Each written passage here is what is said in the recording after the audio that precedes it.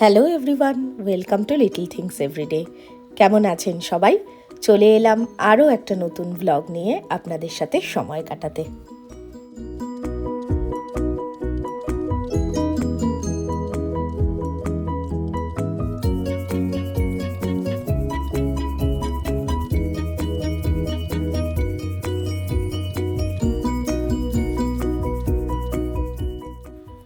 আজকে Saturday morning, তাই সকাল সকাল ঠিক করেছি ব্রেকফাস্টে বানাবো ওয়াফেল প্যানকেক। এই মিক্সটা ছিলই আমার কাছে, তার সাথে একটা এগ অ্যাড করলাম, একটু মিল্ক, আর এই হার্শেজের চকলেট সিরাপটা সেদিন কস্কো থেকে নিয়ে এসেছি, তাই এটাকেও মিশিয়ে দিলাম। ভাবলাম একটু চকলেট ফ্লেভারের ওয়াফেল বানাবো।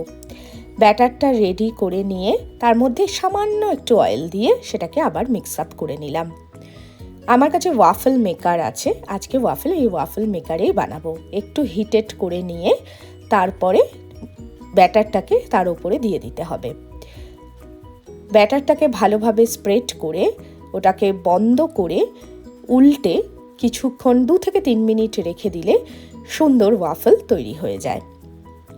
বেশ গরম গরম ওয়াফেল ব্রেকফাস্টে খেতে ভালোই লাগে, কিন্তু প্রসেসটা ওয়াফেল মেকার থাকলেও একটু টাইম কনজিউমিং বলে উইকেন্ড ছাড়া করা হয় না। পিক্সিকে কাল রাত থেকেই বলে রেখেছিলাম যে চকলেট ওয়াফেল দেব ব্রেকফাস্টে। দেখছি তো বেশ এক্সাইটেড, কতদূর খাবে জানি না, তাই ওপর দিয়ে একটু চকলেট সস দিয়ে ব্যাপারটাকে ইয়াম্মি বানিয়ে দিচ্ছি। আমার আবার ওয়াফেলের সাথে ম্যাপেল সিরাপ বেশি ভালো লাগে। দিবালোক একটু বেরিয়েছিল, ফেরার পথে এই দুটো এমারেল শেডার গাছ নিয়ে এসেছে। এই এমারেল শেডার গাছ, দুটো গাছ ইচ্ছে আছে ব্যাকইয়ার্ডে যে গার্ডেন বেড করা হয়েছে তার দুটো এন্ডে বসানোর জন্য। এগুলো সানে ভালোই থাকে, কতটা ফুল সানে যে ভালো থাকে কি ইনস্ট্রাকশন সব কিছু দেওয়া আছে, আর এগুলোর পাতা ঝরেও যাবে না। কি করছো এখন? এই গাছটাকে করার জন্য করছি, এটাকে গর্ত করছো? এটা ডেপথটা মেপে নিয়েছো? এটা প্রায় 18 ইঞ্চি ওয়াইড, 20 ইঞ্চি মতন ওয়াইড করতে হবে, আর ডেপথ প্রায় 1 ফুট, 20 বাই 1 ফুট করতে হবে। তা ওই দিকেও করতে হবে তো, দুটো এনেছো তো? এদিকেই করতে হবে, আর এই দিকেও প্রায় 20 করতে হবে, আর এই ডেপথটা প্রায় 1 ফুট হবে। আচ্ছা, প্রায় 1 ফুটের কাছাকাছি আছে এখন। ব্যাকইয়ার্ডটা ঠিক করা হলো, মানে ফেন্সিং আগেই করানো ছিল। এই কয়েকদিন ধরে 2 সপ্তাহ ধরে ব্যাকইয়ার্ডের কাজ চললো। ব্যাকইয়ার্ডটার কিছুটা এরিয়া, বেশিরভাগটাই বাঁধানো হলো অল্প গ্রাস রেখে, আর ওপরে একটা শেডও বসানো হয়েছে যেটাকে এখানে গাজিবো বলা হয়। সেটাটা পোতার জন্য বেশ ভালোই গর্ত করতে হবে, দুদিকেই হয়েছে। তা যাই হোক, করুক, ততক্ষণে আমি একটু লাঞ্চের তৈরি করি। লাঞ্চে আজকে চিকেন বানাবো, তাই প্রথমেই পেঁয়াজটাকে চপ করে নিচ্ছি, কারণ আমার মনে হয় যে কোনো ননভেজ রান্নাতে সব থেকে বেশি টাইম যায় পেঁয়াজ কাটাতে। তাই আজকাল এই চপারটা ইউজ করি, অনেকটা কাজে গিয়ে যায়, কারণ পেঁয়াজ চপিংটা করতে আমার অনেক টাইম লেগে যায়, চোখেও জল চলে আসে, তার থেকে এই চপারে হয়ে যায়, খুব তাড়াতাড়ি কাজটা এগিয়ে যায়। গরমে কাজ করতে করতে হাঁপিয়ে গেছে দেখি, তাই কি করছো? জুস খাচ্ছ? ইয়াম্মি। আর জেজেকে শুইয়ে রেখেছো এই রোদে, আর নিজে খাচ্ছ জুস, শেডের তলায় বসে বসে জুস খাচ্ছ। এত সুন্দর জুতো পরে কেউ গার্ডেনিং করে?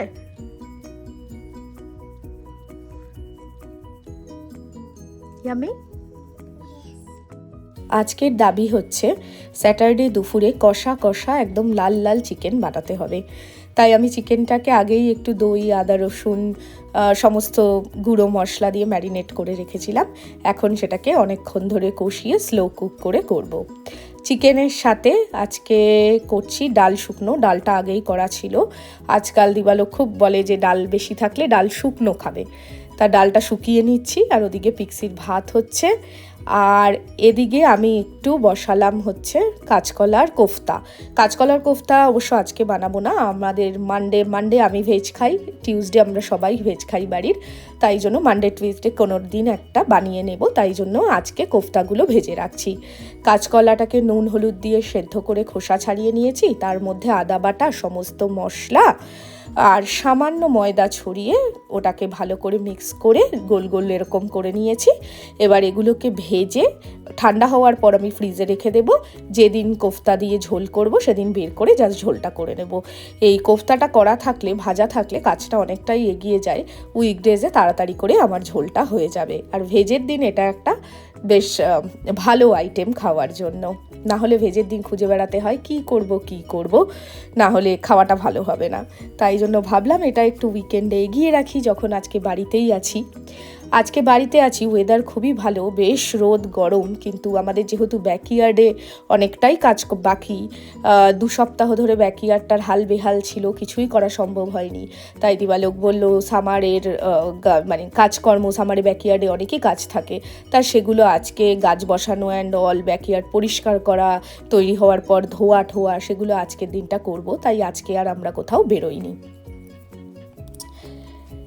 আমরা যে চিকেন খাবো পিক্সিকেও সেই সেমই চিকেন দেবো, বাট পিক্সিরটা আলাদা করে করেছি, লঙ্কা ঠঙ্কা দেইনি। আবার একটু ব্যাকইয়ার্ডে এলাম। এই হচ্ছে হ্যাবেনারো পেপার গাছ, এটাও তাই সেম। এইগুলো বসানো হয়ে গেছে। এটা হচ্ছে লঙ্কা, এটা বোধহয় হট পেপার। আর এই যে এই দিককার শেডারটাও বসানো হয়ে গেছে, দুদিকে দুটো শেডার, আর মাঝখানে সমস্ত ছোট ছোট গাছগুলো। ইচ্ছা আছে পেছনের রোটা সবজি ফল এইসব করার, আর সামনেরটা ফুল টুল দিয়ে করার। এই যে ছোট্ট হেল্পার, সে কিছুতেই ঘরে ঢুকবে না, ড্যাডিকে হেল্প করবে গার্ডেনিংয়ে। এটা হচ্ছে স্ট্রবেরি গাছ। যা বলছিস কি মাম্মা থেকে শেষে পূজা?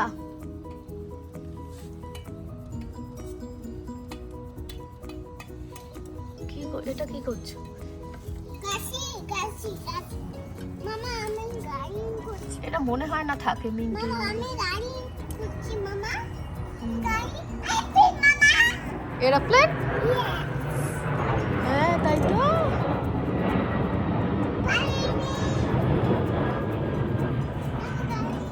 ডাল শুকনোটাকে একটু পেঁয়াজ কুচি, লঙ্কা কুচি আর সর্ষের তেল দিয়ে ভালো করে মেখে নেব। গরম ভাতে এটা খেতে বেশ ভালো লাগে। এটার সাথে সাইডে কিছু না থাকলে একটু চিপসও নিয়ে নেওয়া যায়, অথবা আজকে ওই কাঁচকলার যে বড়াগুলো করলাম সেইগুলো 2-1টা নিয়ে নেব। গরম ভাতে খেতে খুব ভালোই লাগে। আজকাল আমরা ডালের থেকে বেশি ডাল শুকনো প্রেফার করি।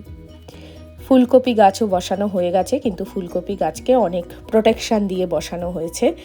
এই প্রোটেকশানের কারণ হলো যখন তখন বানি আসতে পারে ব্যাকইয়ার্ডে, ইঁদুর আসতে পারে, পাখি খুঁটতে পারে, তাই জন্য এটাকে ঢেকে দেওয়া হয়েছে। এটা হচ্ছে যেটাকে এখানে বলা হয় সিল্যান্ট্রো, ধনেপাতা গাছ। এটা হচ্ছে রোজমেরি। এটা হচ্ছে ব্লুবেরি কিন্তু পেরেনিয়াল, এটা আমাদের আগের বছর আনা ছিল। এবার নতুন করে আমরা বসালাম হচ্ছে এই লেবু গাছ, দেখা যাক কেমন হয়। বেশ বড় অবস্থাতেই কিনে এনেছে দিবালোক, দেখা যাক আদৌ বাঁচে কিনা। আর এটা স্ট্রবেরি তো আগেই দেখালাম লাগিয়েছে, কিন্তু স্ট্রবেরিকেও ওই ফুলকপির মতন সেম প্রোটেকশানই দেওয়া হয়েছে, না হলে একে বানির হাত থেকে রক্ষা করা যাবে না। এটা করেও কতদূর রক্ষা করা যাবে জানি না, বাট একটু চেষ্টা করা হচ্ছে আর কি। আমি ঘরের এদিকে চলে এলাম, পিক্সিকে খাইয়ে কোনো ক্রমে ঘুম পাড়িয়েছি। ভাবলাম ঘরে কিছু কাজ সারতে হবে।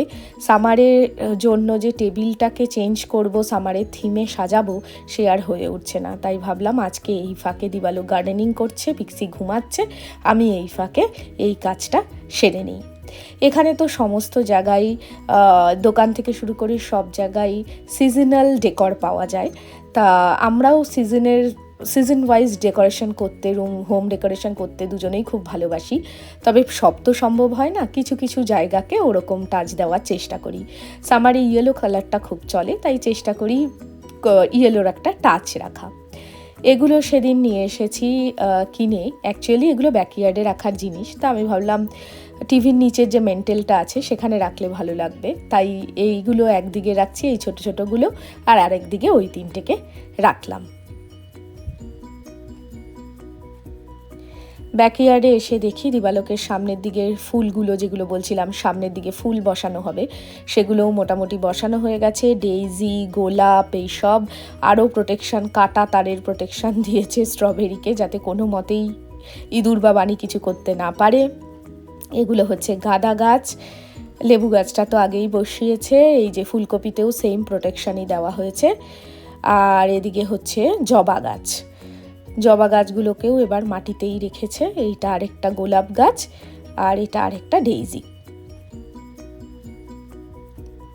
ডেইজিটাও এবার আমরা প্রথম আনলাম, দেখা যাক কেমন হয়। আর এই যে এইদিকে দুপ্রান্তে দুটো শেডার।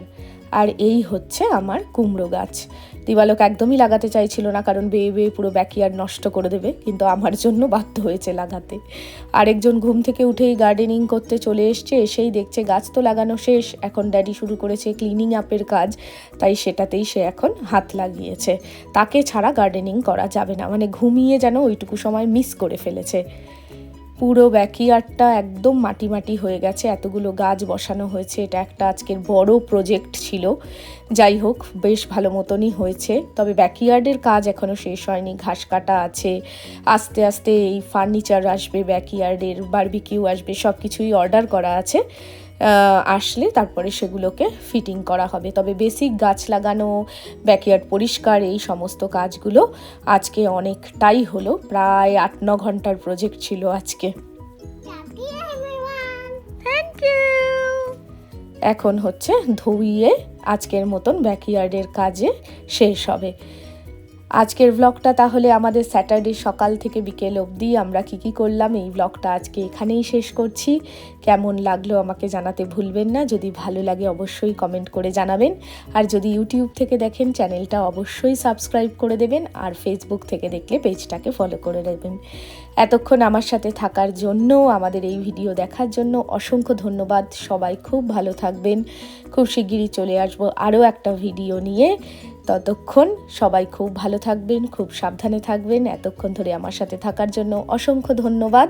আর দেখতে থাকুন আমার এই ভিডিওগুলো, আর ভালো লাগলে আমাকে জানাতে একদম ভুলবেন না। সবাই খুব ভালো থাকবেন, খুব সুস্থ থাকবেন। Thank you for watching.